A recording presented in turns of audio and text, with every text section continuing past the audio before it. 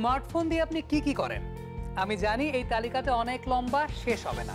তবে স্মার্টফোন দিয়ে আপনি কি কখনো জুতোর ফিতে বেঁধেছেন? অবাক করা বিষয়, তাই না? তবে অবাক করা প্রযুক্তিটি বাজারে আনছে নাইকি। তারা বলছে এটি হতে যাচ্ছে ফিউচারিস্টিক ফুটওয়্যারের সর্বশেষ সংস্করণ।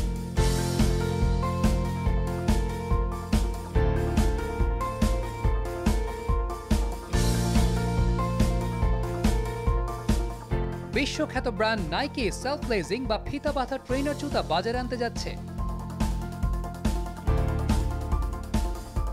যা গ্রাহকদের পায়ের আকৃতি অনুযায়ী সহজে ফিট হয়ে যাবে। এই জুতাটি নিয়ন্ত্রণ করা যাবে একটি স্মার্টফোনের মাধ্যমে। তবে এই জুতাটির ধারণা পাওয়া গিয়েছিল 1989 সালে মুক্তিপ্রাপ্ত back to the future part 2 চলচ্চিত্রে। পরবর্তীতে নাইকি অনেক গবেষণার পর 2016 সালে সেই জুতাটির একটি বাস্তব রূপ দিতে সক্ষম হয়। জুতাটি এই ফেব্রুয়ারিতে বাজারে ছাড়ার কথা রয়েছে।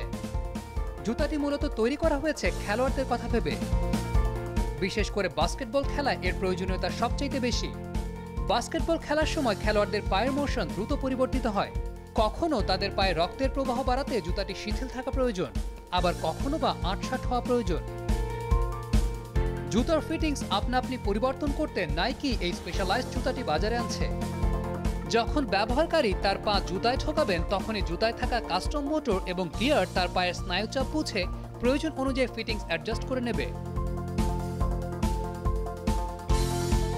আবার ব্যবহারকারীরা চাইলেই জুতার ফিটিংসে নিজের মতো পরিবর্তন আনতে পারবেন। জুতার মাপ ইচ্ছামতো কাস্টমাইজ করতে পারবেন। আর পুরো কাজটাই করা যাবে স্মার্টফোন অ্যাপ্লিকেশনের মাধ্যমে। সেখানে এই উপযুক্ত মাপগুলো সংরক্ষণ করে রাখা যায়। জুতার ফিতাকে অ্যাক্টিভেট করার জন্য জুতাটির মধ্যে আলাদা করে কোনো বাটন বা বোতামের প্রয়োজন হবে না। জুতাটির সর্বশেষ এই সংস্করণের নাম দেওয়া হয়েছে নাইকি অ্যাডাপ্ট এবং দাম ধরা হয়েছে $350